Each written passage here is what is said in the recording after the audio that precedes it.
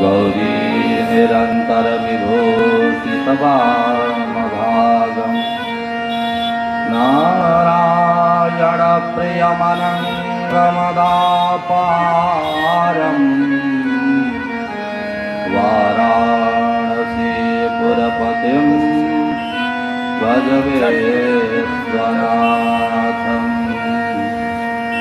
वाराणसी पुरपतिं भज विश्वनाथम्। कारण करुणा गरुड़ालय भक्त वांछा कल्पतरु भगवान राधा कृष्ण वांगमयी प्रतिमूर्ति श्रीमद्भागवत महापुराण कथा में चल रहे सत्चंडी यज्ञ के समस्त माननीय पदाधिकारीगण, समिति के सभी सदस्यगण, विशेषतः नवयुवक वृंद,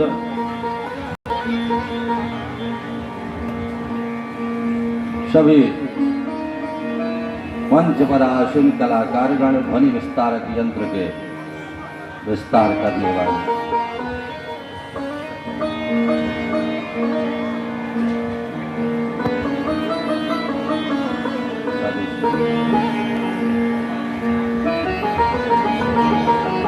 प्रेम छोड़िए युगल सरकार की जय। समस्त श्रोतावृंद, आज पंचम दिवस की कथा है, जबकि श्रीमद्भागवत भगवान के 7 दिन की कथा है।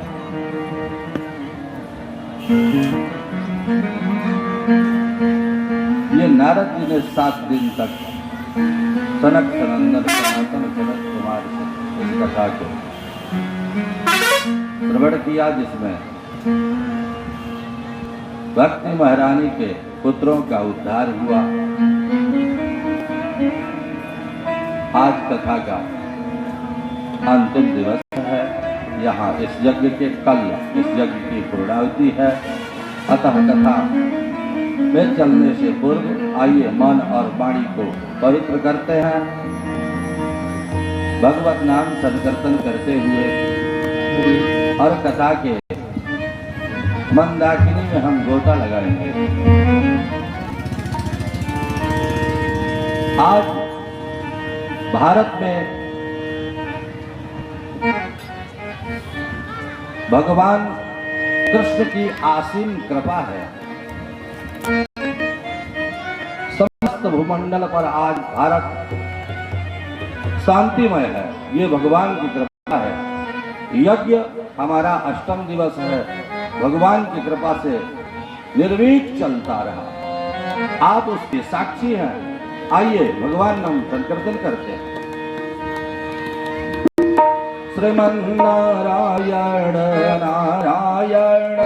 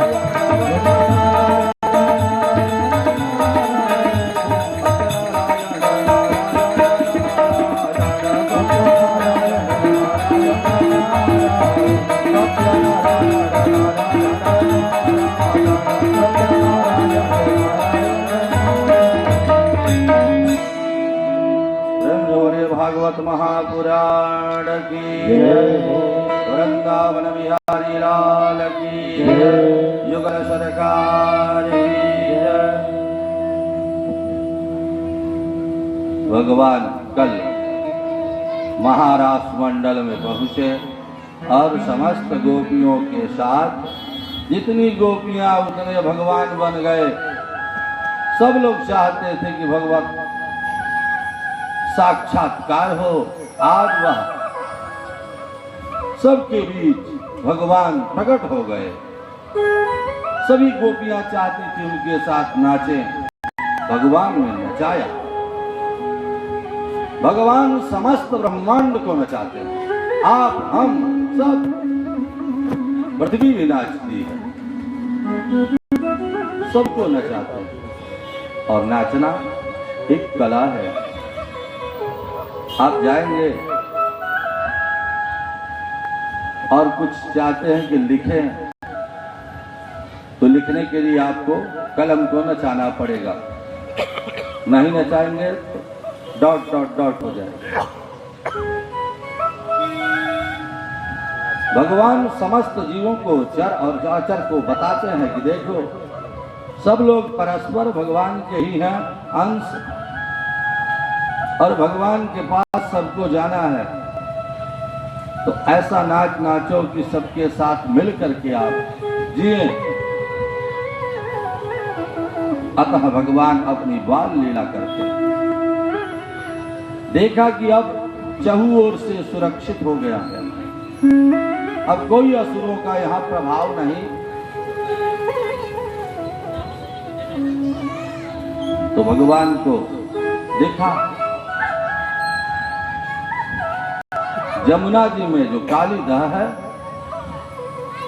वहां अभी कालिया नाग रह रहा है, वहां जीव नहीं जा सकते। अतः भगवान खेल खेल में बच्चों के साथ, अपने मित्रों के साथ गेंद को फेंक दिया। और जब बच्चे कहने लगे जब खेलने के लिए क्या है, मेरा गेंद ला करके दे दो, भगवान ने कदम के वृक्ष पर चढ़कर कालिया कूद गए।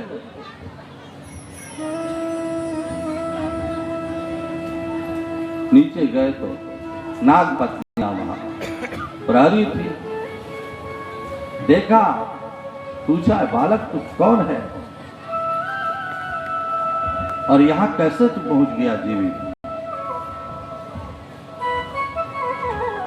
भाग जा तू, अन्यथा मेरे पति अगर उठ गए तू जीवित नहीं बची।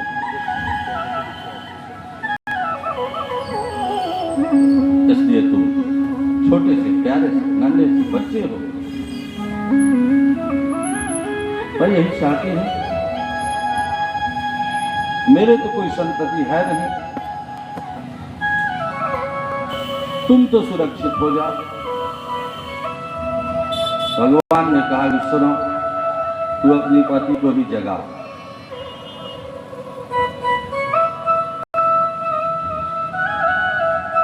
नागपत्नियों ने कहा कि बड़ा हठी है बालक, मानता नहीं है।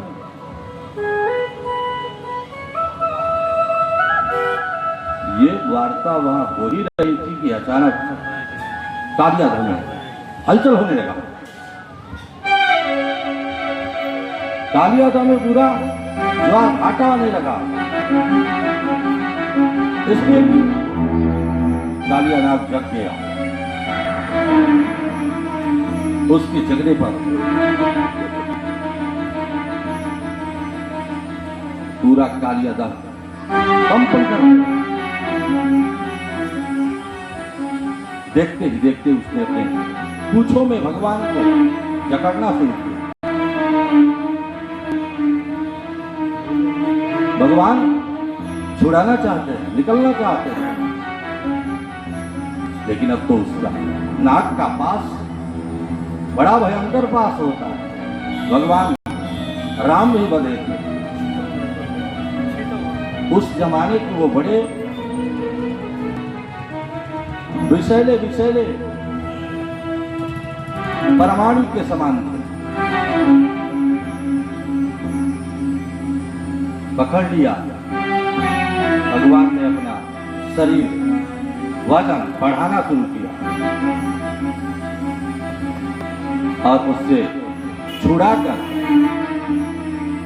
ऊपर की ओर बढ़े।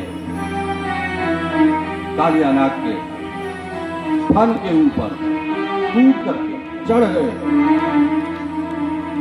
उस पर तांडव करने लगे। इसलिए कि वो उसके सहस्त्र फन थे। एक फनों से चाहता है कि भगवान के पैरों में काट ले। भगवान अपने पैरों को बचाने के लिए उसके दूसरे फन पर कूद जाते हैं। ऐसे आपस में परस्पर जुगलबंदी सूरदास कहते हैं। तांडव गति मुंडन पर नाचत गिरधारे, तांडव गति मुंडन पर नाचत तांडव गति मुंडन पर नाचत गिरधारे, तांडव गति मुंडन पर नाचत गिरधारे, नाचत गिरधारे, नाचत गिरधारे, नाचत गिरधारे, नाचत गिरधारे, तांडव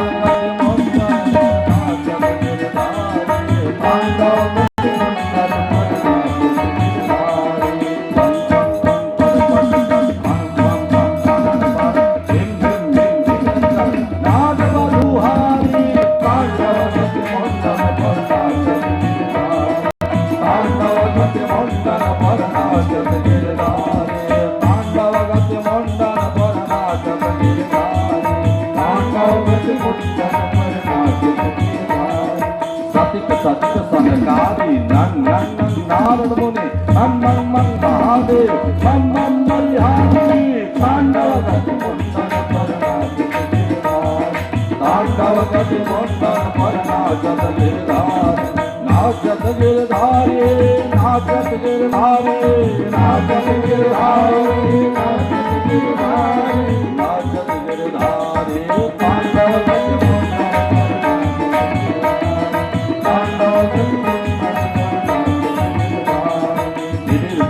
विद्याधर विद्याधर गम गम गम देवसागर गम गम गम मुनिगंधर नाचत भयकारी, तांडव मुंडन पर नाचत गिरधारे, तांडव गति मुंडन पर नाचत गिरधारे, तांडव गति मुंडन पर नाचत गिरधारे, तांडव गति मुंडन पर नाचत गिरधारे, नाचत गिरधारे।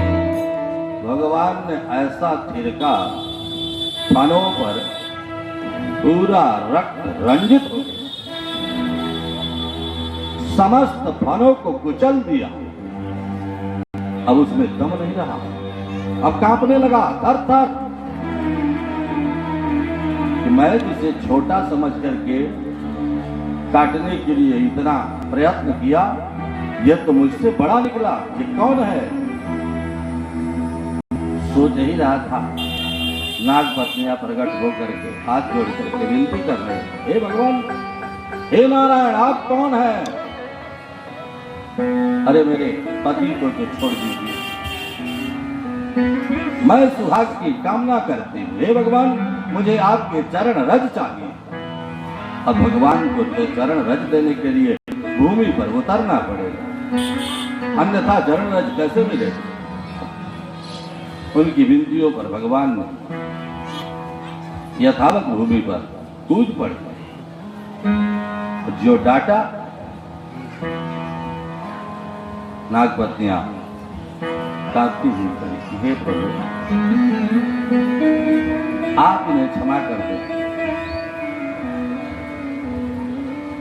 फिर उसने हुंकार भरा। भगवान ने कहा, देख रही हो? तो कहा, मैं दोषी क्या हूं, आप बताइए। मैंने आपका क्या दोष किया है? आपको मैंने क्या बिगाड़ा है तो आप यहां से भगा रहे हैं? कहा, सुनो, तुम्हारे लिए यह जगह ठीक नहीं है, यहाँ लोग पानी भरने आते हैं, तो कहा सुनो, मुझे किसने बनाया? कहा मैंने। कहा मेरे मुंह में विष कौन दिया? कहा मैंने। कहा कि वही तो मैं कर रहा हूं, विश्वमन कर रहा हूं जो मेरे पास है। तो कहा कि सुनो, तुम्हारे रहने के लिए उचित जगह नहीं है। तुम्हारे रहने के लिए मैंने रमण द्वीप बनाया है, वहां केवल नाग जातियां रहते हैं। तुम यहाँ क्यों आ गए? आपका वाहन जो गरुड़ है वो आता है और हम सबों को पकड़ कर लेकर चला जाता है, मार डालता है। उसके भय से यहाँ छुपा हूं। कहा अब तुम रमणक द्वीप चले जाओ, इसलिए अब तुम्हें मेरा वाहन गरुड़ कुछ नहीं बिगाड़ेगा, इसलिए कि मैंने अपने चरण चिन्ह तुम्हारे ऊपर छोड़ दिए, इसलिए तुम निर्भीक होकर जाओ। और वो चला गया। भगवान ने जल को स्वच्छ किया। इस तरह से क्रीड़ा करते हुए भगवान आगे को बढ़ते हैं। समय काल चक्र के गति के अनुसार जैसे जैसे क्रियाएं हैं वैसे वैसी कथाएं हैं। भगवान अचानक राधा जी से मिलने के लिए गए, इसलिए कि उनसे बहुत प्रेम था। प्रेम निस्वार्थ है, त्याग है। प्रेम सबसे किया जाता है, सबके साथ करने का अलग अलग उसका तरीका है, होता है, और इसमें कोई भेद नहीं है, न स्त्री न पुरुष, न छोटा न बड़ा, कोई भेदभाव नहीं है। प्रेम किसी से किया जा सकता है। इसी तरह से भगवान सबके प्रेमी हैं। सब लोग चाहते हैं भगवान प्राप्त हो। भगवान कैसे हैं? जो सहज सुलभ मिल जाए,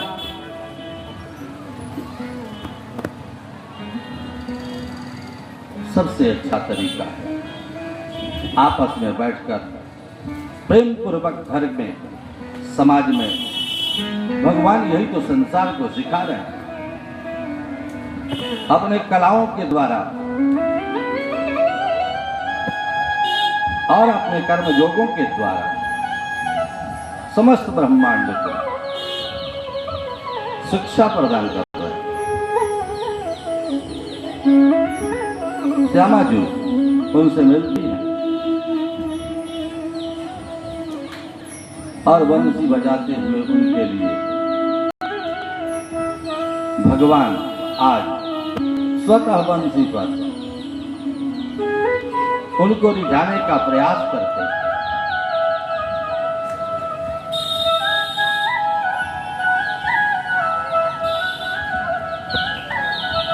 इसी क्रम में शाम होगा। शाम में गैया चराने के बाद घर वापस आना पड़ता है। वापस आए,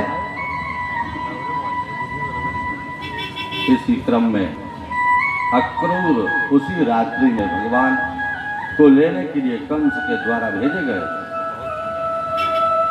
नंद बाबा से पूछा,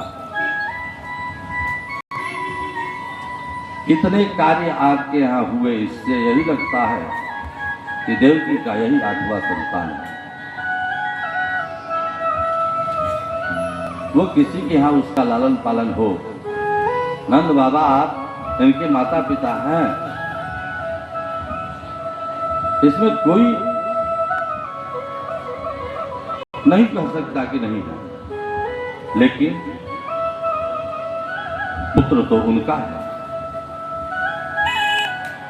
अतः महाराज कंस बुलावा भेजते हैं तो जाना तो पड़ेगा।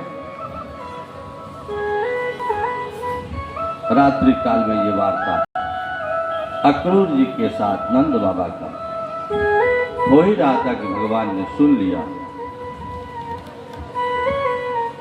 और सुनने पर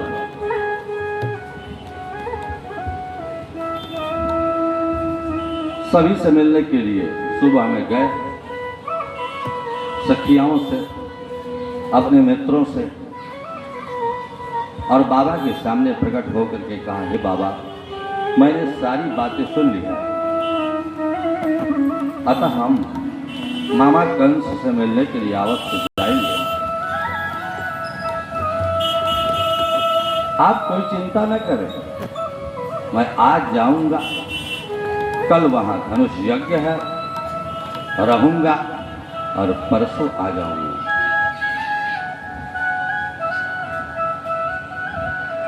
इसी तरह से भगवान सबको स्वस्थ करके, सभी से मिलकर किसी बात को कहा कि परसों आ जाऊंगा, और सबों ने विश्वास किया कि नहीं, ये वचन का पक्का है।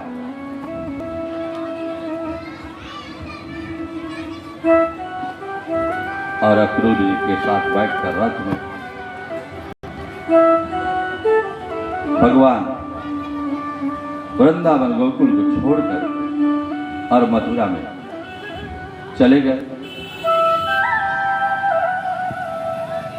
इस बीच संध्या काल जब हुई तो अक्रूर महाराज स्नान करने के लिए जल में गए।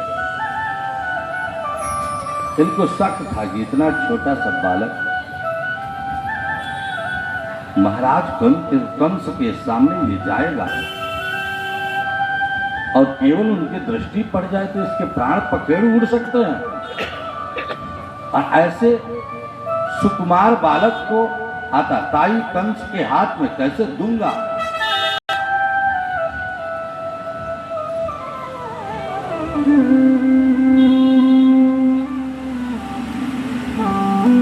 भगवान ने जल में उनको दर्शन दिया। एक बड़ा सा दिव्य आभा जल में दिखी। देखा कि उसमें दोनों भाई एक सिंहासन पर दिख रहे हैं। तत्क्षण बाहर निकले, देखा कि मेरे रथों पर भी बैठे हैं।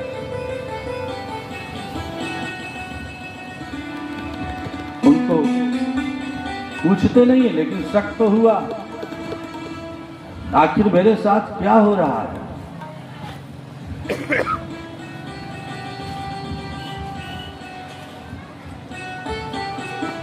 चली जा रही है उम्र धीरे धीरे, चली जा रही है उम्र धीरे धीरे, चली जा रही है उम्र धीरे धीरे,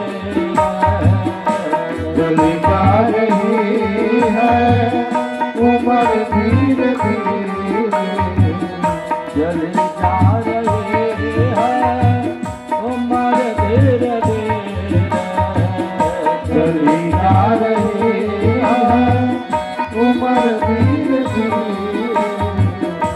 पल पल वो आठों पहर धीरे धीरे, पल पल वो आठों पहर धीरे धीरे, बचपन भी जाए जवानी भी जाए, बचपन भी जाए जवानी भी जाए, बचपन भी जाए जवानी भी जाए, बचपन भी जाए जवानी भी जाए, तो बुढ़ापे का होगा असर धीरे धीरे, बुढ़ापे का होगा असर धीरे धीरे, चली जा रही है उम्र धीरे धीरे,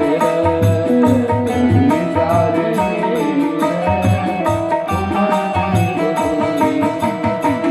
तेरे हाथ पाँव में बल ना रहेगा, तेरे हाथ पाँव में बल ना रहेगा, तेरे हाथ पाँव में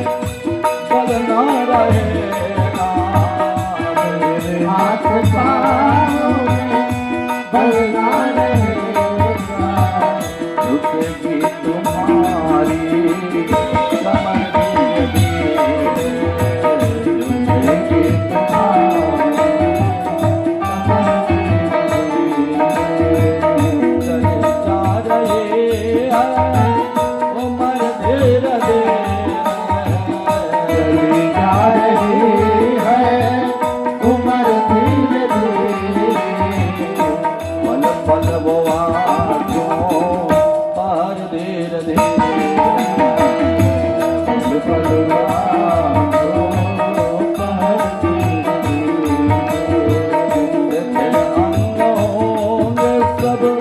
एक दिन तुम्हारे शिथिल अंग होंगे सब, एक दिन तुम्हारे शिथिल अंग होंगे सब, एक दिन तुम्हारे शिथिल अंग होंगे सब, एक दिन तुम्हारे मंद होगी नजर धीरे धीरे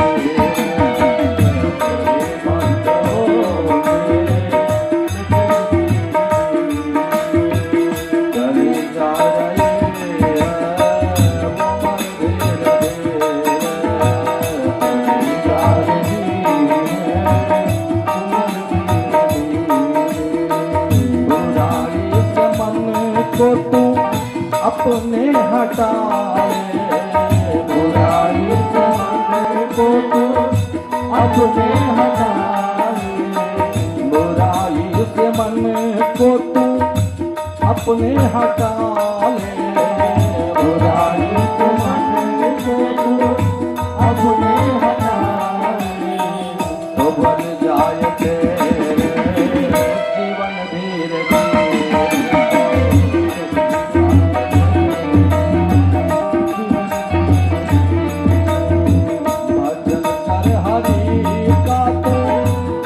पल वो प्यारे, भजन कर हरि का तू पल पल वो प्यारे, भजन कर हरि का तू पल पल वो प्यारे, भजन कर हरि का तू पल पल वो प्यारे, तो मिल जाएंगे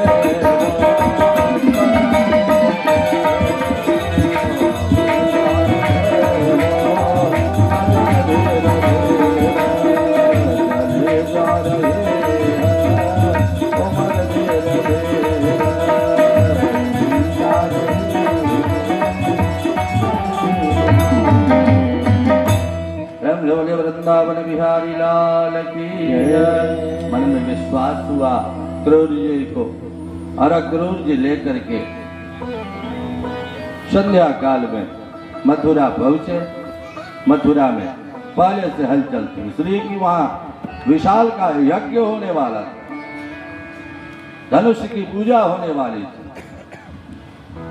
जो कई सौ वर्षों से महाराज कंस के यहाँ उनकी पूजा होती थी। उस दिन वहां यज्ञ था, सब लोग आने वाले थे। भगवान ने क्रूर जी से कहा कि आप अपने घर को चलिए, हम आपके घर मिल जाएंगे। तब बच्चों के साथ भगवान ने देखा एक कुबड़ी सुगंधित वातावरण को करते हुए सोने की कटोरे में एक डलिये में रखकर और संध्या काल में दरबार की ओर चले। भगवान ने रोक कहा, ऐ सुंदरी, पूछा मैं तुम्हें सुंदर दिखती हूं? किस समझ से मैं सुंदर हूं, जरा बता दो तो। इतना छोटा बालक और व्यंग, कहा नहीं व्यंग नहीं है, मैया आप उसे चंदन लगाइए। तो कहा यह चंदन मैं तुम्हें नहीं लगा सकती, इसलिए ये महाराज कंस के लिए मैं प्रतिदिन बनाकर सुबह संध्या ले जाते, वो इसी का चंदन करते। एक बात है, असुर हो, अत्याचारी हो अथवा दुराचारी हो, तिलक चंदन इत्यादि नहीं छोड़ते, जरूर धारण करते। और संत उनके लिए तो ये विभूति है। दोनों में अंतर इतना है कि एक में अभिमान है और एक में त्याग है।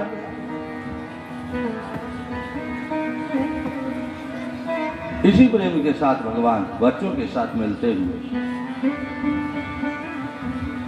बाजार में गए और वहां कहा, सुनो ये तुम्हारा मामा कह रहा है, और यहाँ इतने अच्छे अच्छे लोग वस्त्र पहनते हैं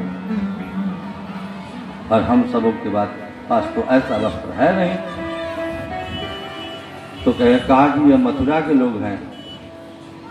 कहा यहाँ के लोग विशिष्ट कैसे होते हैं? कहा ये राजधानी है। कहा ये तो गलत बात है, तू मेरे साथ है, अब तुम्हारे ये सब मामा का है, इसलिए मुझे चाहिए। भगवान गए, सभी को वस्त्र दिलवाया, लेकर के साथ में पहुंचे जहां धनुष रखा गया था पूजन के।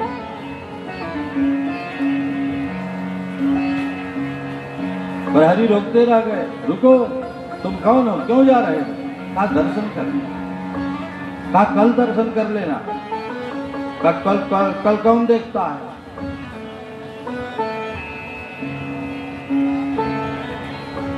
इसलिए कहा ठीक है, जाओ दर्शन कर। देखने के लिए गए, पूछते हैं उठा लूं? कहा नहीं नहीं, भागो भागो वहां से, उठाना नहीं है। महाराज कंस का सख्त आदेश है, उठाना नहीं। अब कुछ लोग मना कर रहे हैं और कुछ में उसी सैनिकों में दम्भी भी हैं। वो कहते हैं कि इतना छोटा सा बालक जिस धनुष को स्वयं महाराज नहीं उठा सकते, यह बालक उठाएगा। अतः अट्टहास करते हंसते हैं। भगवान ने धनुष की ओर लपका, उठा लिया, रत्नज्जा चढ़ाया, टूट गया। महाराज कंस घबराए, हलचल हो गया पूरा मथुरा में। सब लोग भागने लगे, दुकान बंद होने लगा। इसी कालक्रम में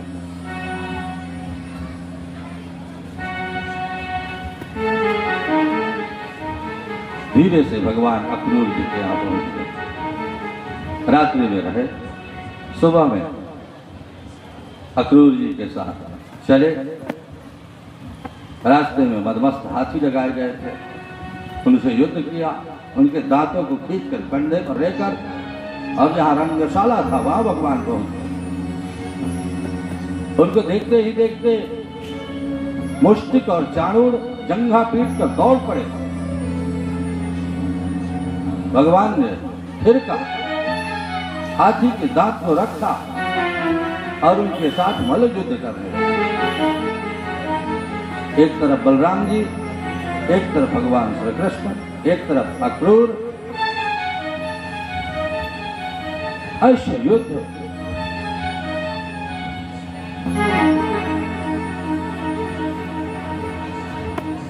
और तब कंस को पकड़ कर भगवान उसके सीने पर बैठ गए। ठीक मुष्टिका में उनके प्राण का फेरू निकाल।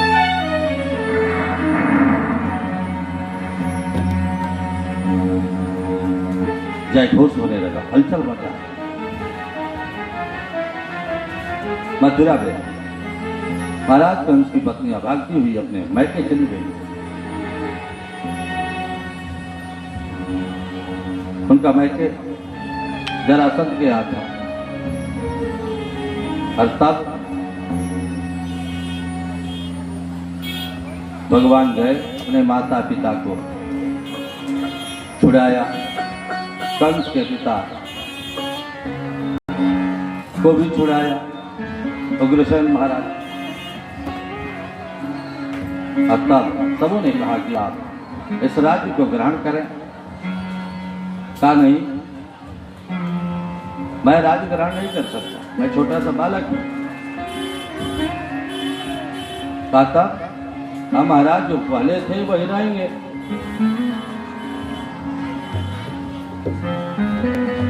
कंस के पिता पहले राजा थे, कंस ने उनको बंदी बना लिया, अपने स्वयं राजा बना,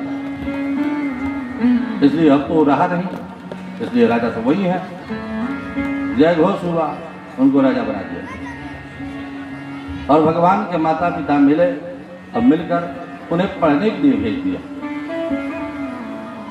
1 वर्ष तक भगवान गुरुकुल में सांदीपनि जी के आश्रम में पढ़े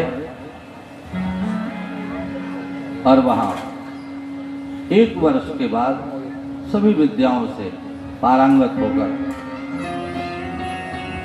यज्ञोपवीत संस्कार के साथ गुरु से विदा लेने के लिए गए। पूछा, गुरुवर आपको दक्षिणा क्या चाहिए? गुरु को बिना दक्षिणा दिए गुरु दीक्षा नहीं ली जाती, अतः देना चाहिए। तो आप बताइए, आप किस पर प्रसन्न हैं?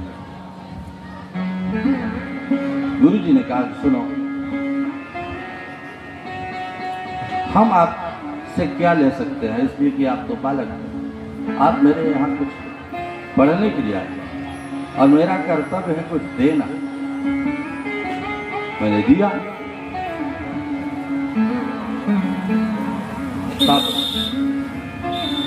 गए गुरु माता जी से मिलने के लिए, कहा ये नहीं बताएंगे तो उनसे पूछा। उनसे पूछने पर उन्होंने कहा कि सुनो, मैंने सुना है कि आप परमात्मा आप ईश्वर हैं। लोग ऐसे कह रहे हैं, इसलिए कि आपने जो कार्य किया है वो ईश्वर के सिवा कोई नहीं कर सकता। अतः आप समस्त गुणों से संपन्न हैं। 1 वर्षों में मैंने आपके सभी क्रियाकलापों को देखा, अतः मैं चाहती हूं कि मेरा एक पुत्र था जो आज नहीं है। तो कहा कि तब कहा, मेरा पुत्र अगर तुम ढूंढ करके ला दो तो हमें बड़ा प्रसन्न था। भगवान ने कहा ठीक है, और गए। पूछा कहां से बालक गया? कहा एक बार इसी तट पे हम सब थे और समुद्र में ज्वारभाटा आया, समुद्र के पानी बहुत दूर तक आया और उसी में वह पुत्र खेल रहा था, किनारे पे बह गया। भगवान समुद्र में कूद पड़े। गए तो समुद्र से पूछा। समुद्र ने कहा, महाराज मैं उस बालक को लहरों में तो आया होगा लेकिन मैं नहीं जानता। इसमें हो सकता है कि मेरा एक शंख है और उसी शंख के अंदर एक असुर विद्यमान है। वो असुर हो सकता है कि जानता हो। भगवान ने शंख को उठाया, फूका, उसमें से निकल गया, युद्ध किया, परास्त हुआ। भगवान ने शंख बजाते हुए पूछा, गुरु माता का पुत्र कहाँ है? कहा वो तो जमलोक में। भगवान जमलोक पहुंच गए, शंख बजाया। जमराज बाहर निकले, क्या हुआ? कहा कुछ नहीं, वचन का आन रखना आया। एक बार जो वचन दे दिया, सत्य उसी को स्वीकार करेगा। किसी के साथ या तो संभल करके वचन न दे, अन्यथा दे दिया तो संकल्प के साथ पूरा करें। यमराज ने कहा कि आप ईश्वर हैं, सारी व्यवस्था आप बनाते हैं और बीच में उसमें आप व्यवधान भी कर रहे हैं। कहा ऐसी बात नहीं है। आज तक मैंने जो मांगा मेरे पिताश्री देते रहे, मेरी माता जी देती रही। जो मुझे चाहिए वो पहले ही दे देते थे। आज मुझसे कोई कुछ मांगा, बदले में मैंने उसे शिक्षा लिया, शिक्षा भी लिया, अतः उन्हें तो दक्षिणा देना चाहिए।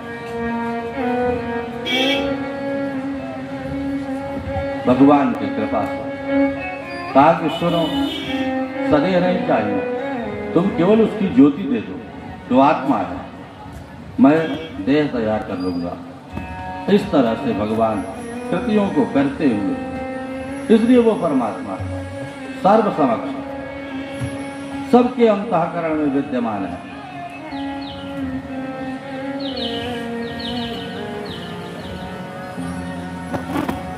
भगवान लौट कर आए, सोचा बहुत दिवस हुआ और इसमें कोई उत्सव नहीं हुआ। उत्सव हो ही रहा था कि अचानक हाहाकार मचा, सैनिक हिलने लगे, क्या हो रहा है? जरासंध ने आक्रमण कर दिया।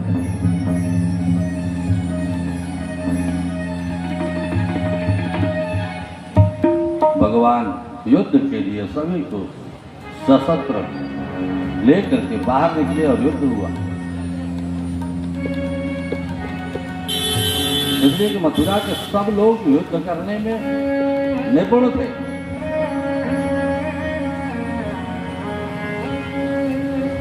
नेतृत्व की क्षमता वहां कम थी, इसलिए कि नेतृत्व गड़बड़ था। महाराज कंस जिस बात के लिए सभी को रखा जाता है परामर्श लेने के लिए, किसी से कुछ परामर्श नहीं लेते, स्वयं निर्णय।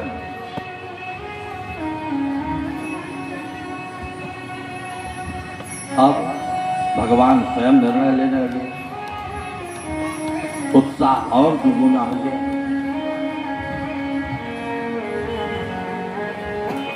और ऐसे ऐसे करके 17 बार जरासंध को छोड़कर बाकी समस्त उसके जितने सेनाएं लेकर के वो आया करता था,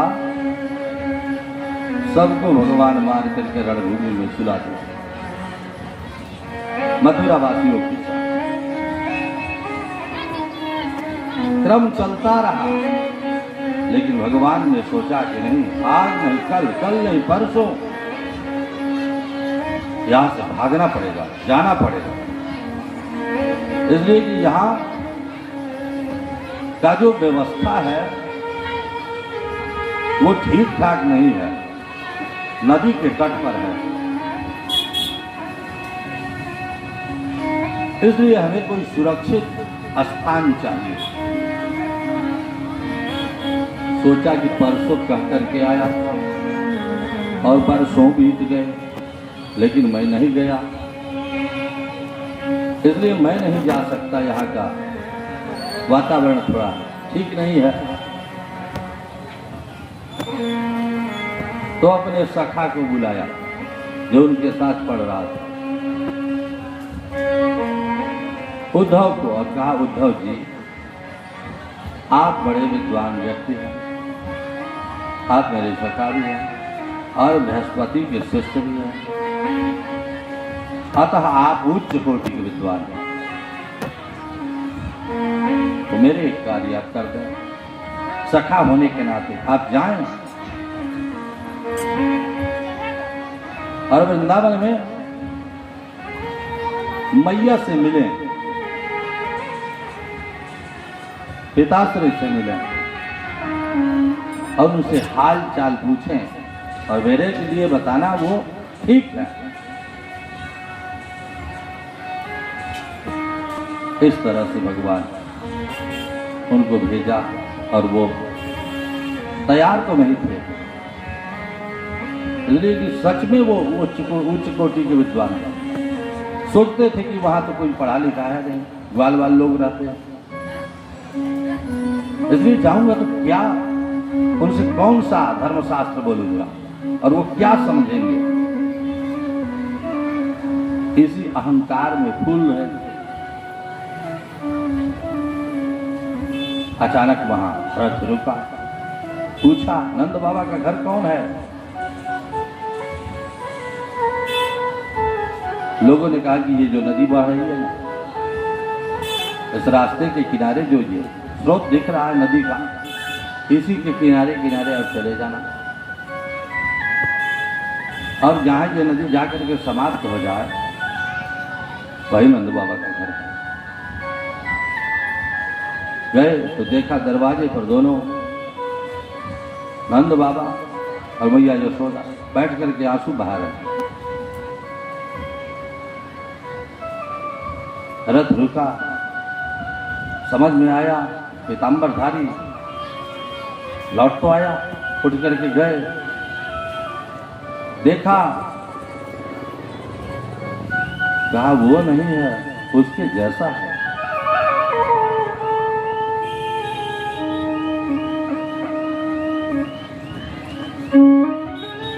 रथ से उतरे, नंद बाबा के समीप में जाकर प्रणाम किया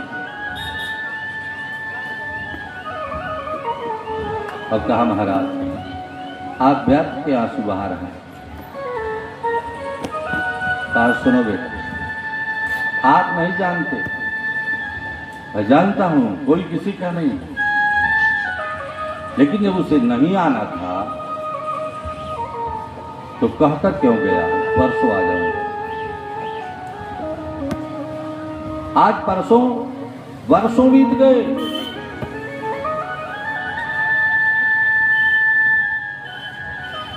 अच्छा चलो वो नहीं आए, आज तुम आए, बीच में किसी को नहीं भेजा। जानते हो उसकी माता भोजन नहीं कर रही,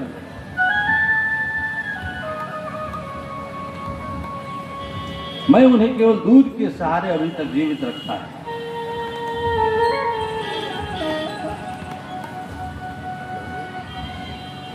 जैसे तैसे वहां रुके,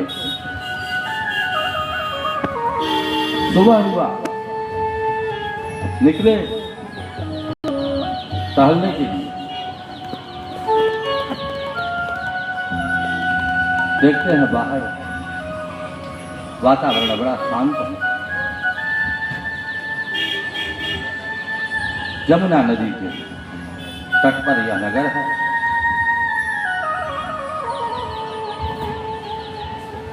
हर बगीचे में टहलने के लिए गए, वहां देखा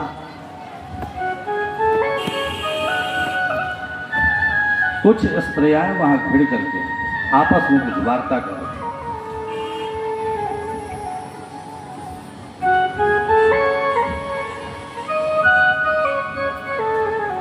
एक भौरा घूमते घूमते आया और राधा जी के चरणों पर बैठ गया।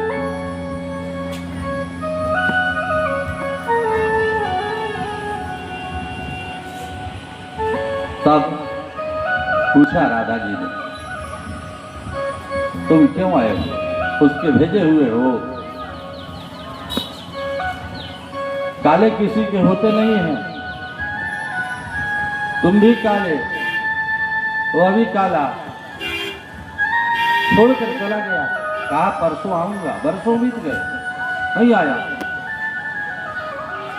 जाओ जाओ कह देना उससे, हम भी उसके बिना रह जाएंगे।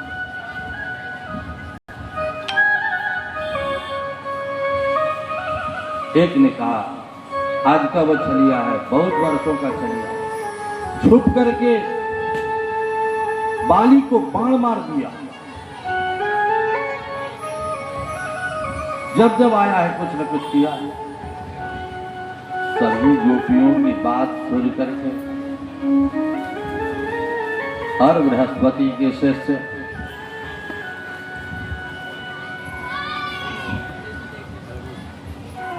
वहां स्तब्ध खड़े हैं, केवल इस बात को सुनकर और उस बात का अंदर अर्थ लगाते लगाते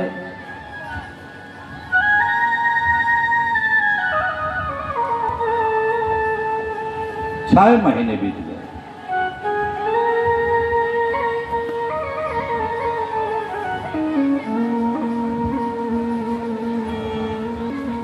अब किससे क्या बोले? जिसको वो समझते थे कि ये एक अक्षर पढ़ा लिखा नहीं है, वो तो इस बात को जानता है जिस बात को मैं समझाने के लिए आया हूं, कि वही परम ब्रह्म है, वही सच्चिदानंद है, घट घट व्यापी है। इसलिए मोह माया किसी से मत करना, चुपचाप लौट करके उद्धव जी आ गए मथुरा। भगवान ने कुछ पूछा नहीं, केवल यही पूछा कि माता पिता स्वस्थ हैं, ठीक है, बाकी बात कोई पूछने की आवश्यकता नहीं थी। भगवान ने कहा आप गए थे तो क्यों नहीं वहां बोल करके आए? कहा भाई क्या बोलूं, जो मैं बोलना चाहता हूं वो पहले से जानते हैं, इसलिए लौट करके आ गया। आप बात समझ में आई?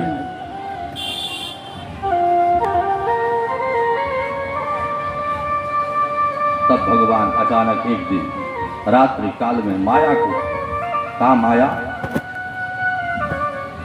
आप जरा विश्वकर्मा जी को मेरे पास भेजिए।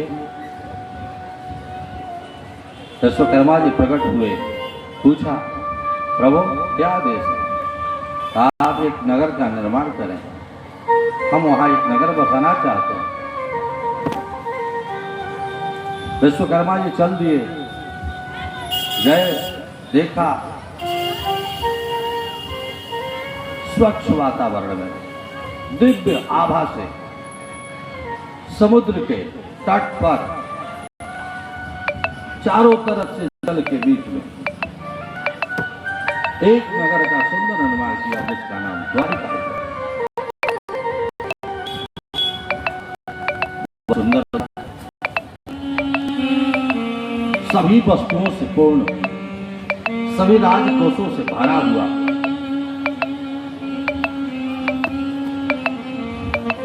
सभी कार्यपालिकाएं वहां सुरक्षित। भगवान ने जो माया को कहा, सुनो मथुरा में जितने लोग हैं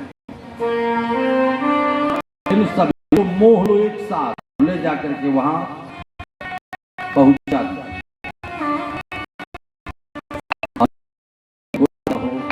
हम मथुरा में है अथवा द्वारिका में,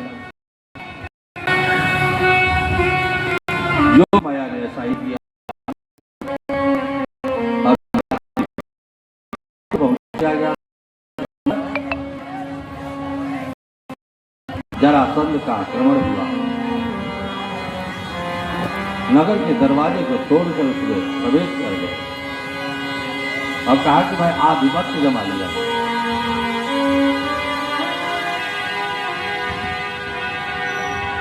भगवान कृष्ण वहां से निकले और सीधे द्वारिका,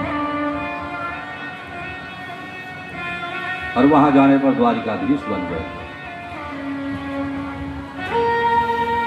इधर समस्त भूमंडल में धीरे धीरे द्वारिका का अपना प्रभुत्व होने लगा और द्वारिका को सब लोग भगवान श्री कृष्ण को द्वारिकाधीश कहते हैं।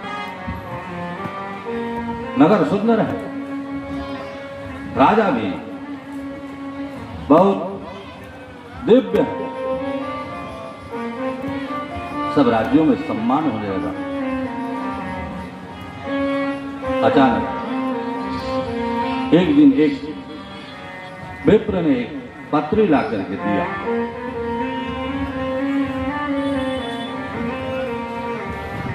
और कहा, सुनिए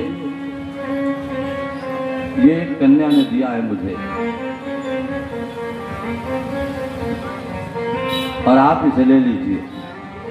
भगवान ने लिया और पत्री को देखा तो उसमें लिखा था रुक्मिणी जी के द्वारा कि आप आइए और मेरा हरण करके ले जाइए अथवा मेरा विवाह किसी और से कर दिया जाएगा जो क्रूर है, अत्याचारी है, दुराचारी है।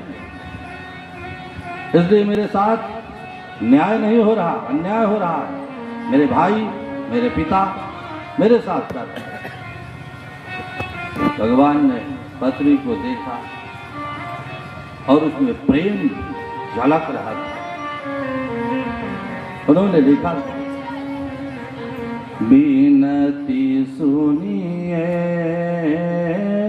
नाथ हमारी, बिनती सुनिए नाथ हमारी,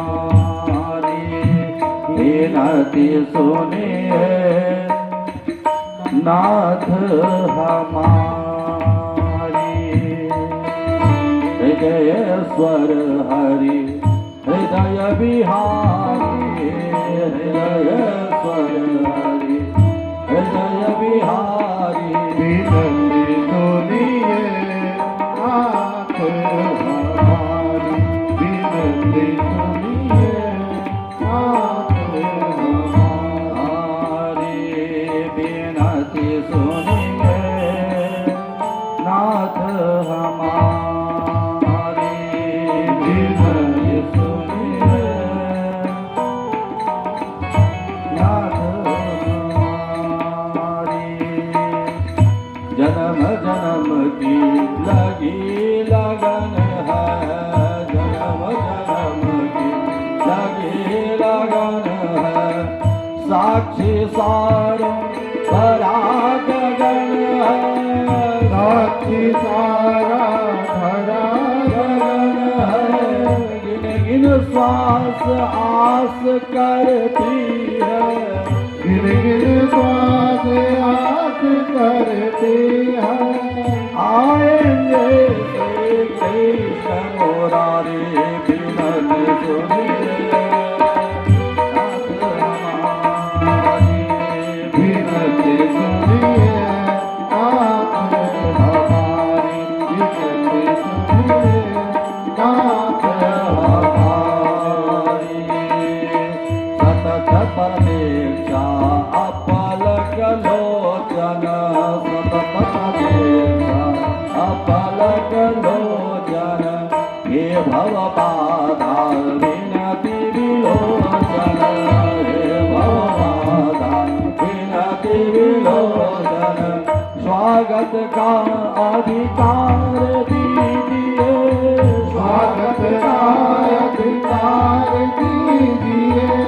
सर्वयागत है नयन पुजारी, बिनती सुनिए नाथ हमारे, बिनती सुनिए नाथ हमारी, बिनती सुनिए नाथ हमारे। और कहूँ क्या अंतर्यामी, और कहूँ क्या अंतर्यामी, तन मन धन प्राणों के स्वामी, तन मन धन प्राणों के स्वामी। करुणा कर आकर के कहिए, करुणा कर आकर के रहिए, करुणा कर आकर के रहिए, करुणा कर आकर के रहिए। स्वागत है बिनती स्वीकारी, बिनती सुनिए नाथ हमारे, बिनती सुनिए नाथ हमारी, बिनती सुनिए नाथ हमारे, बिनती सुनिए हमारी। इस तरह से पत्र लिख करके भगवान के पास रुक्मिणी जी ने भेजा। भगवान ने रथ पर आरूढ़ होकर और पहुंच गए वहां मंदिर में, और वो स्वयं भगवान शिव की पूजा करने वहां उपस्थित हुई थी। वो आई और सभी जो उनके पास अंगरक्षक थे सभी को हटाकर रथ में बैठ गई, रथ को हाँकना प्रारंभ किया। भगवान श्री कृष्ण उस पर चढ़ गए, युद्ध करने लगे। पीछे से प्रहरी युद्ध कर रहा है तो भगवती रथ हाँक रही है। लोग कहते हैं कि भगवान हरण करने के लिए गए, नहीं, भगवान ने हरण नहीं किया, स्वयं भगवती उनको हरण कर रही हैं। और भगवान ऐसे सभी से युद्ध किया। बलराम जी भी आए और सब लोग लेकर के द्वारिका गए। वहां विवाह संस्कार हुआ और उनके बहुत सारे संतति हुए। भगवान इस तरह से अपने लीला को करते हुए धीरे धीरे समय आता गया। काल चक्र के अनुसार सूचना मिली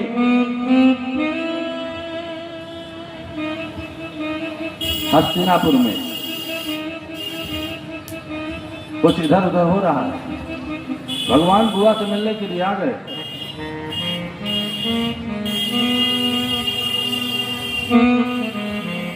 पांचों भाई से भगवान मिले, पूछा, बुआ आप इतने कष्टों को कैसे सहती हैं?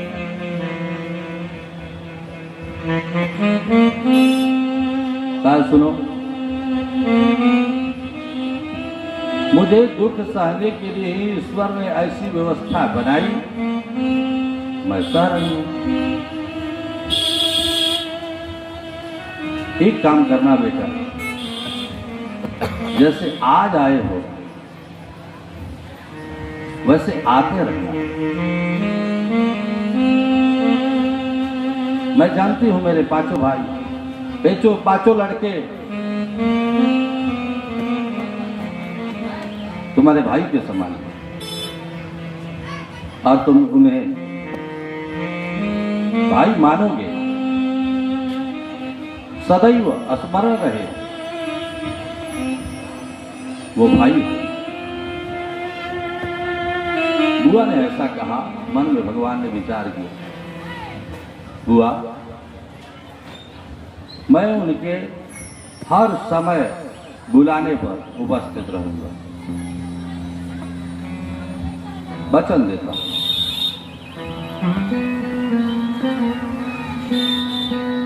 और तब धीरे धीरे क्रमानुसार महाभारत जैसा महायुद्ध हुआ, उसमें भगवान अपना नेतृत्व करते हुए, और जैसे कि आप पूर्व विदित है, आपने कथा ये सुना भी।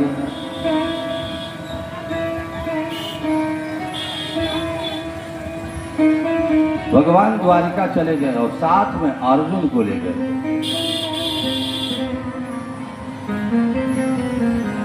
अर्जुन गए, वहां द्वारिका में रहे। कुछ दिवस बाद अर्जुन के साथ भगवान गए थे जंगल में, और वहां एक वृक्ष के नीचे बैठकर भगवान तपस्या कर रहे थे। अचानक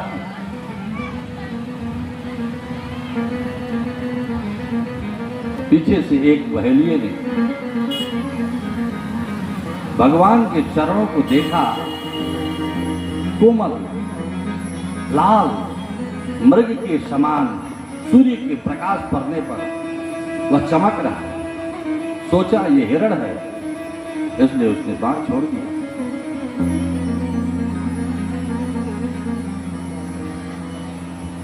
जो मार लगा, भगवान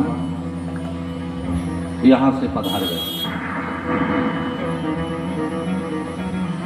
अब तक हलचल हुआ, बहेलियों ने घेर लिया अर्जुन को,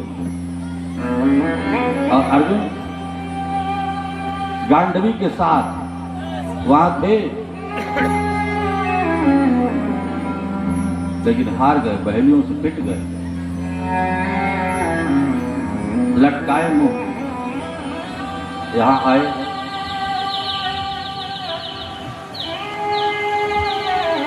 उस समय धर्मराज युधिष्ठिर राजा थे। हस्तिनापुर युद्ध समाप्त हो चुका था।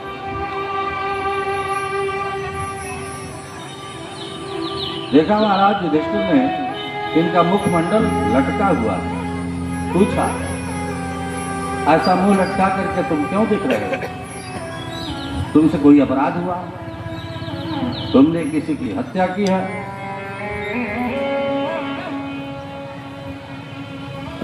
ऐसा मुख क्यों लटका करके रखते हो?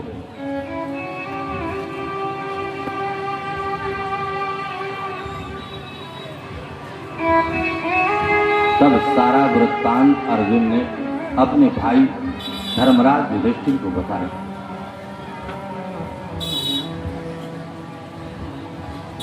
भैया, मैं वहां था और भगवान के जाने के बाद अचानक मेरे अंदर शक्ति तो वही है।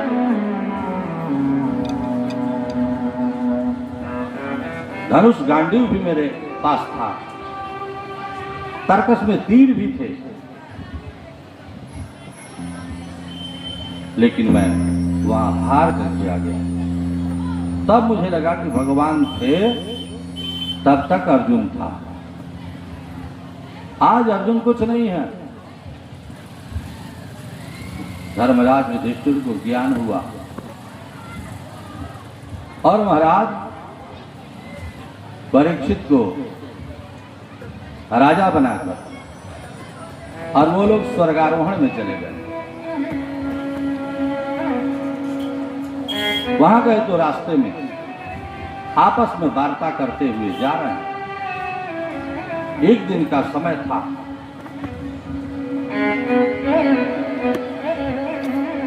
जब भगवान थे और मेरे सामने हाथ जोड़कर पितामह भीष्म ने पूछा था, हे भगवान, आप मंद मंद मुस्कुराते हुए सब कुछ कर देते, आप बताइए कि मेरे 100 जन्मों की बात मुझे याद है। मैं 100 जन्मों तक कोई ऐसा पाप नहीं किया जिससे मेरी जो दुर्दशा हो रही है वो।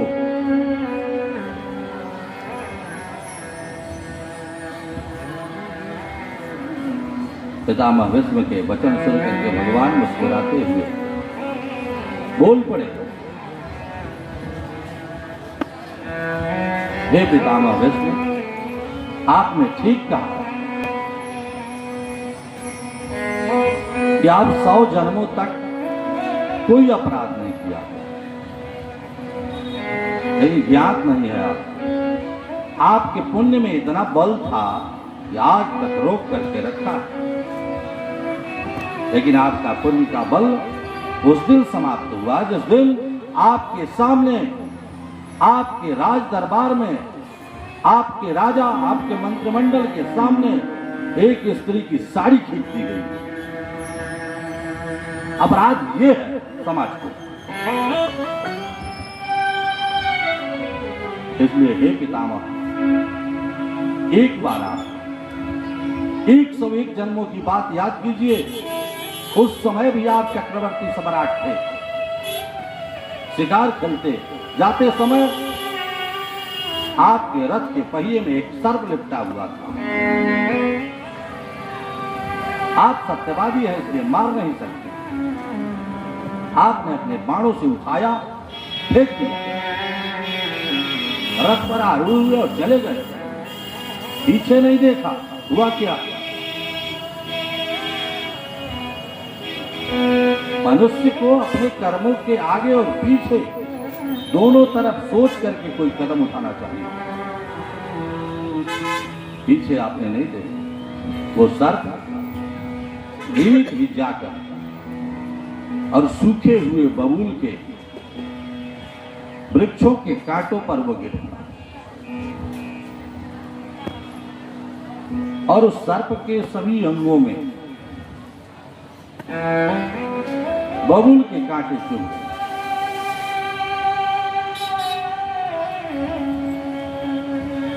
और वह 51 दिन तक उसी पर जीवित रहा और 52वें दिन उसकी मृत्यु हुई। हे पितामह, आज भी आपके 51 दिन पूरे हो गए हैं। आप सत्यवादी हैं, आप गंगा के पुत्र हैं, आप शांतनु के संतान हैं।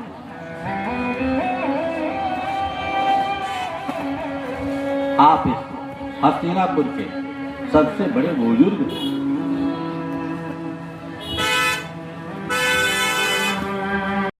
उस समय आप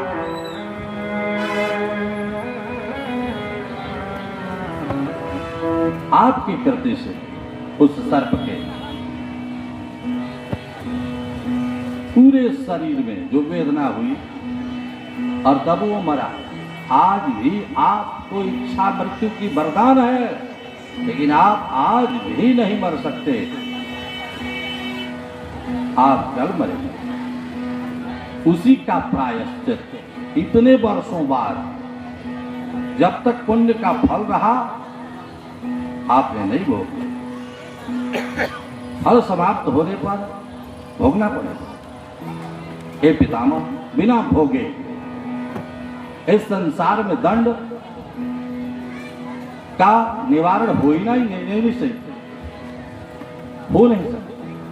अतः आपके प्रारब्ध में यही था।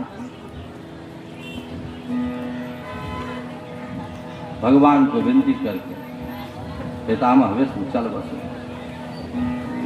आज पांडव स्वर्गारोहण में जा रहे हैं, सारी घटना याद है। भगवान कब कब कहां उनके साथ हर समय रहे, सारी घटना करते हुए स्वर्गारोहण में गए। धीरे धीरे पीछे की ओर बर्फ बढ़ता गया और नीचे के लोग गलने लगे। सबसे पहले द्रौपदी गल गई, उसके बाद नकुल सहदेव, तब भीम, अर्जुन, युधिष्ठिर आगे बढ़े।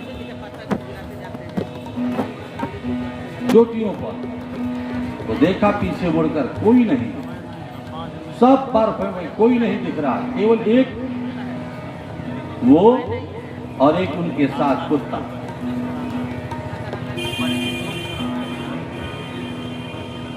पूछा कुत्ते से, इतने बर्फ में मेरे सब लोग चले गए, आप कौन हैं? आप गल नहीं रहे। काम है साक्षात धर्म हो, इसलिए तुम्हारे पास धर्म है, इसलिए तुम्हारे पास हो। अचानक देखा धर्मराज युधिष्ठिर ने मेरा अंगूठा एक गल गया, उसमें वेदना हुई। पूछा महाराज, अभी तक तो मुझे गल जाना चाहिए था, मैं नहीं गला, मेरे अंगूठे गल गए, क्यों? धर्म प्रकट हुआ और कहने लगा, हे धर्मराज, आप साक्षात धर्म हैं, अधर्म के राजा हैं, मैं धर्म आपके साथ चल रहा हूं। अतः आपके अंगूठे इसलिए गल गए, न चाहते हुए भी। आपने कभी झूठ नहीं बोला अपने जीवन में, लेकिन न चाहते हुए भी आपने सच्चा कहा। लेकिन आपके गुरु को आपकी सच्ची बात गुरु तक पहुंची नहीं, बीच में कुछ और हो गया, इसलिए गुरु को सुनाई नहीं दिया। आपने जो कहा और आपके वचनों पर विश्वास करके गुरु रथ से उतर गए थे, और तब धृष्टद्युम्न ने उनके गर्दन को काट दिया था। तब उन्हें ये बात याद आई। वास्तविक वहां घटना ये हुई थी एक हाथी था जिस हाथी पर अश्वत्थामा बैठा करता था महाभारत के युद्धों में, और उसी हाथी पर बैठ करके युद्ध करता था। द्रोणाचार्य का पुत्र था, तेजस्वी ब्राह्मण, मस्तक पर मणि थी, और वो उसी राजकोष के बल पर वहां रहते थे। केवल राजा के जो पुत्र थे उन्हीं को वो लोग पढ़ाते थे वहां, बाकी किसी को नहीं। उसमें कर्ण जब गए पढ़ने के लिए तो नहीं पढ़ाया गया, हटा दिया गया, इसलिए कि राज के पास जो बात थी कि आपको इसी तरह से रहना है, उसी मर्यादा का उन्होंने पालन किया। अचानक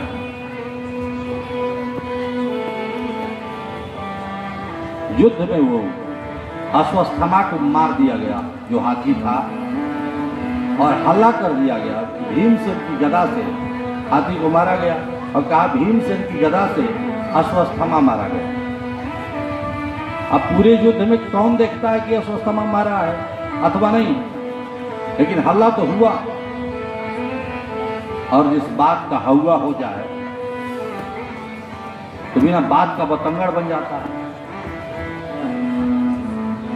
इसलिए हल्ला हुआ। और सब लोग एकत्र हुए, पूछा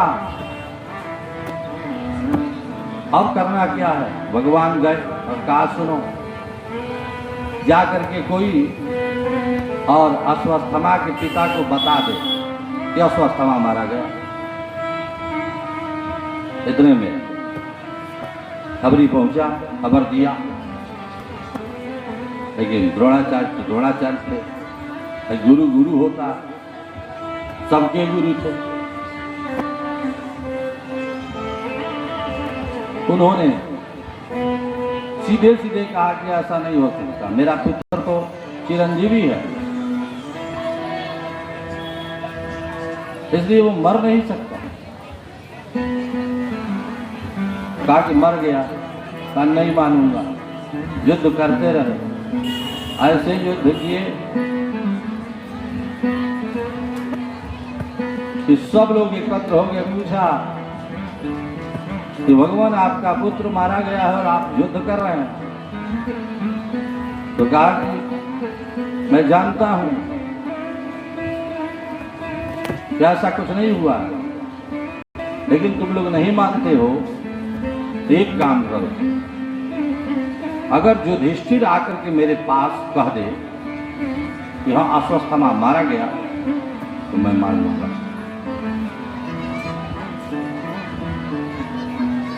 अब युधिष्ठिर क्यों कहने के लिए जाए, युधिष्ठिर को तो झूठ बोलना नहीं है, युक्ति लगाई गई। युधिष्ठिर जी आपको जा करके गुरुदेव के पास यही कहना है कि अश्वत्थामा हतोवा नरो न कुंजरो, मैंने अश्वत्थामा मारा गया, नर नहीं कुंजर नहीं हाथी। बस बात तो सच्ची है, ये बात मैं कह दूंगा। गए कहे, ज्यों कहा कि अश्वत्थामा हतोवा नरो न भी कहना चाहते हैं, तब तक भगवान ने अपना पांचजन्य नाम का जो शंख है उसको बजाया। उस आवाज में इतनी ध्वनि हुई कि धर्मराज जो वाक्य कह रहे थे पिछले बात गुरु तक नहीं पहुंचा। कुंजर अश्वत्थामा हतोवा नरो, अश्वत्थामा नर मारा गया, लेकिन कहना यह था कि नरो न कुंजरो, नर नहीं कुंजर मारा गया है। और जब कुंजर की बात आई तो शंख बज गया, इसलिए कुंजर सुनाई नहीं दिया। उन्होंने अपने अस्त्र शस्त्र को भूमि पर रख दिया, रथ से उतर गए और भूमि पर बैठकर अस्त्रपात करने लगे अपने पुत्र के लिए। और उसी क्षण द्रौपदी का भाई जो यज्ञ से एक साथ प्रकट हुए थे, द्रौपदी और धृष्टद्युम्न, उसने छलांग लगाई और गर्दन को अपने तलवारों से काट दिया। हे धर्मराज, धर्म कह रहा है, हे धर्मराज, आपने गलत नहीं किया, लेकिन उनके साथ जो गलत हुआ उसमें आप शामिल जरूर थे। इससे इनकार नहीं किया जा सकता है और न्याय सबके लिए बराबर है, चाहे वो छोटा हो बड़ा हो, किसी पर जीने का अधिकार सबको है।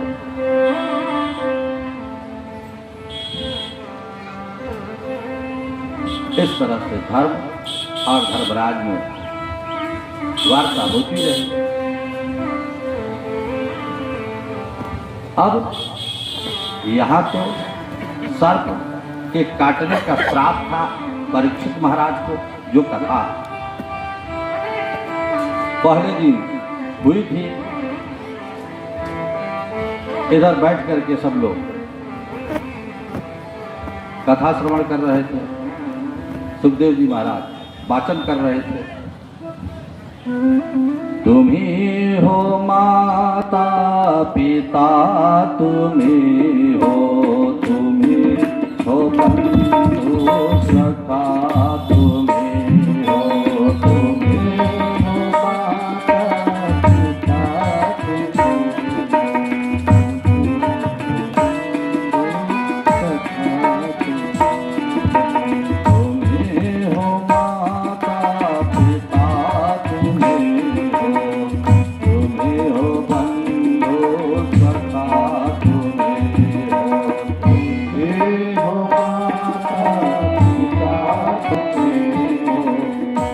पिता,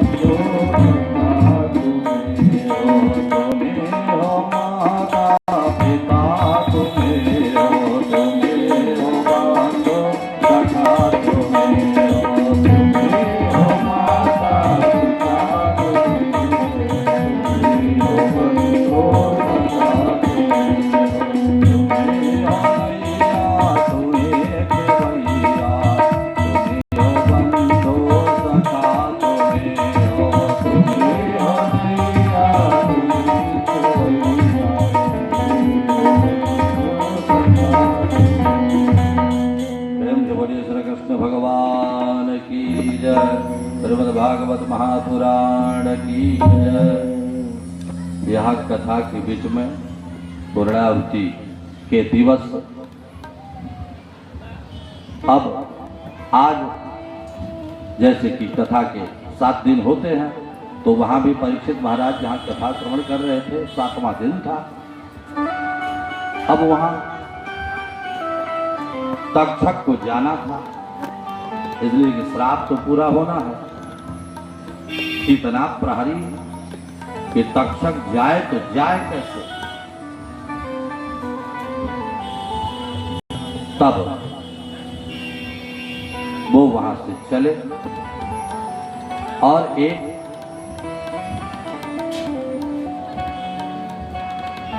विधि लगाई कि मैं अपना वेश बदल करके जाऊंगा।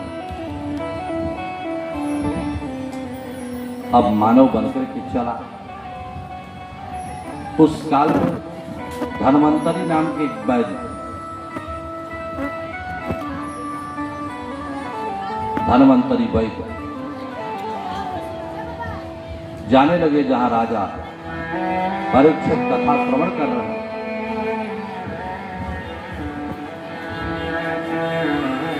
रास्ते में ये मिला, पूछा, महाराज राजा आप कौन हो?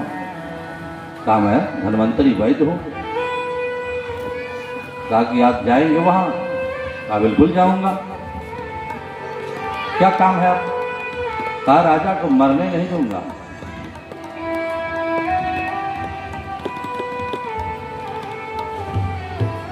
मैं अपनी जड़ी से तक्षक ज्यों काटेगा, उसके काटने का जो असर राजा पर होना होगा, उसके पूर्व ही हम अपनी जड़ी से उसके विष को समाप्त कर देंगे। तो कहा या क्या ऐसा होता है? बिल्कुल होता है। कहा ठीक है। मैं जैसे कि मान लीजिए, पूछा जैसे कि मैं मान लीजिए कालिया नाग हूं या तक्षक हूं, जो भी मैं नाग बन जाऊं और इस वृक्ष में मैं डस दूं,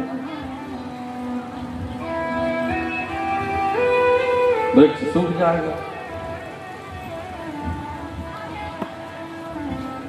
लेकिन आपको उसे फिर से हरा भरा करना पड़ेगा, तब मैं मानूंगा कि आप राजा को बचा सकते। धन्वंतरी ने कहा कि ये कौन सी बड़ी बात है? जब जड़ी में वो गुण है तो जड़ी अपना काम करती है तो वहां भी करेगी। इसी दम पर, इसी विश्वास पर जड़ी लेकर के तैयार हो गए। और वास्तव में वो तक्षक ही था। तक्षक ने काटा, उन्होंने जड़ी वहां लगाई, ज्यों का त्यों वृक्ष बना रहा। देखकर तक्षक आश्चर्यचकित हो गए। तब तो श्राप मिथ्या हो जाएगा। इसलिए श्राप को सत्य होना चाहिए। न्याय यही करता है। आगे के रास्ते में ज्यों धन्वंतरी गए, वार्तालाप समाप्त हुआ। ये अपनी विधि व्यवस्था में लग गया। तक्षक और धीरे धीरे आगे की तरफ बढ़ा और मार्गों में जल गिरा दिया, तैल गिरा दिया, घृत गिरा दिया। इसलिए कि उसी रास्ते से वो चलेंगे तो लड़खड़ाते हुए चलेंगे, वे चल जाएंगे। और उसके पहले ही वहां जो छड़ी होता है, उस छड़ी को उसी आकार का बन करके वहां तक्षक चला गया और उनके साथ धोखा हुआ। उस छड़ी को उठा करके लेकर के धीरे धीरे चलने लगे धन्वंतरी वैद्य। आगे बढ़े, फिर सूखा जगह आया तो सोचे कि छड़ी इतने तक तो सहारी थी, अब इसे कहां फेंक दूं? जो सहारा थी उसे त्यागना नहीं चाहिए। इस न्याय पर उन्होंने उठा करके अपने झोली के डंडे में लगाकर कंधे पर रख लिया।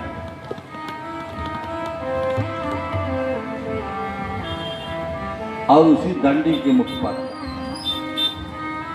वो तो स्वयं तक्षक था, काट लिया उनके गर्दन पे, ग्रीवा पर काट कर हट गया। अब धन्वंतरी वैद्य अपनी दृष्टि वहां तक तो कर नहीं सकते, आज जब तक देखेंगे नहीं तब तक उसका प्रभाव उस जड़ी के साथ और उस मंत्र के साथ होगा नहीं। इस तीनों के संगम से वो मंत्र और वो जड़ी काम करती थी। सारी विद्याएं सबको नहीं बताई जाती हैं, लेकिन जो जानकार है साथ में रहने पर सारी विद्याएं जान जाते हैं। जिन्हें जैसा पसंद हो काट लिया, गिर गए, मर गए और चले गए आगे। सोचा अब कैसे आगे बढ़ूं, वहां तो बहुत सारे लोगों से घिरे हुए राजा होंगे और वहां कथा चल रही, आज उसकी पूर्णाहुति है, भगवान का जजन चल रहा है। शालिग्राम भगवान को रख करके विधिवत महास्नान के साथ पूजन चल रहा था। तो वहां भगवान को सजाने के लिए पुष्प की बड़ी मात्रा में आवश्यकता थी। सोचा क्यों न पुष्प के पंखुड़ियों में छोटे से कीड़े के रूप में बनकर बैठ गया और धीरे धीरे वहां चला गया। और वहां भगवान के सहस्त्रार्चन चल रहा है। एक पुष्प को उठाइए, सामने ले जाइए और जब बोला जाए विष्णवे नमः तो एक पुष्प अर्पण कर दिया। ऐसी क्रियाएं चल रही थी। उसी में वह भी पुष्प के पंखुड़ियों में था। भगवान को चढ़ाने के लिए महाराज परीक्षित उठाते हैं, सामने देखते हैं और जब मंत्र पूरा होता है तो चढ़ा देते हैं। उसी क्रम में देखते देखते उसी में से वह सर्प बन करके निकला और उनके मस्तक में काट लिया।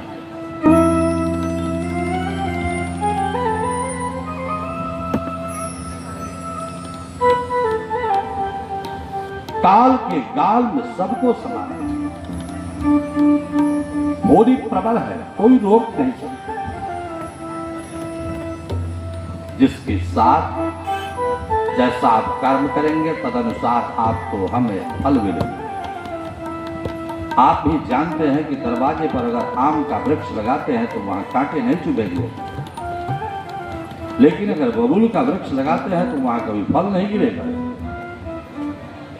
लगाना तो आपके दरवाजे पर है, आप जानते हैं कि वहां क्या लगाएंगे और उसका तदनुसार आपको फल भी मिलेगा।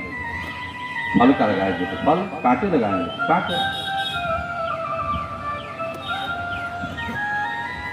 तेषां न विद्या न तपो न दानम ज्ञाने न सीने न गुणे न धर्मः ते मृत्युलोके भूयुभार भूता मनुष्य रूपेण मृत्सा। मृग के समान चरने विचरने वाला पशु तुल्य, जिसके पास न विद्या हो, तेषां न विद्या न तपो न दानम न तपो न दानो ज्ञाने न सीले न गुणे न धर्म। ज्ञान सील गुण धर्म कुछ भी नहीं हो।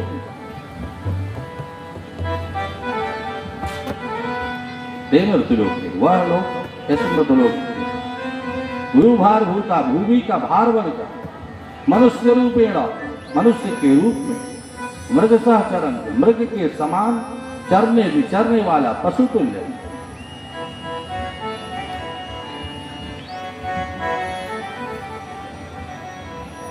एक एक बातें वहां पहले से चल रही, उसी मध्य में उनके काटने से जैसे कि वरदान वैसे श्राप सिद्ध हुआ और सभी के सामने परम पद को परीक्षित महाराज प्राप्त करे। उनके आने वाले वंशजों में और लोग भी चलते चलते हुए इस तरह से संसार के अनेकानेक कर्मों के द्वारा, पुण्यों के द्वारा मनुष्य इस धरा पर आते हैं, सुकर्म कुकर्म जो उनको बने, जो जैसे करता है उसी के अनुसार उसके सामने फल सामने आने ही वाला आएगा, इसमें कोई संशय नहीं। और जो बड़े बुजुर्ग हैं उनको तो देखते देखते वो बुजुर्ग हुए हैं, जो बच्चे हैं उन्हें समझाने का प्रयास करें, अच्छे मार्गों पर चलें। बच्चे जुआ समाज के एक बड़े सहयोगी होते हैं, इसलिए कि वो चाहे तो क्रांति ला सकते हैं। जुआओं में जो शक्ति है उस शक्ति को समाज के अंदर समेट करके रखना है और अच्छे अच्छे वाक्य घर में माता पिता अपने बालक को दें। समाज बिखरे नहीं, बच्चों का भविष्यकार अंधकार की ओर न जाए। कथा से देखिए, साहित्य में जैसे जो भी आप कुछ लिखे हैं तो उसमें शीर्षक होता है, उसके बाद जो लेखक होता है वो लिखता है कि उसका परिचय, जिस पात्र का आप वर्णन करते हैं परिचय, उस कथा से लाभ और हानि अंत में उपसंहार किया जाता है। इस पूरे कथा से पढ़ने वाले, सुनने वाले, सुनाने वाले को क्या ज्ञान होता है? उदाहरण स्वरूप उसी को उपसंहार करते। इतने समय काल तक आप समूह ने भगवत चर्चा किया, कथा सुना, और कथा से घर में प्रभाव जरूर हो।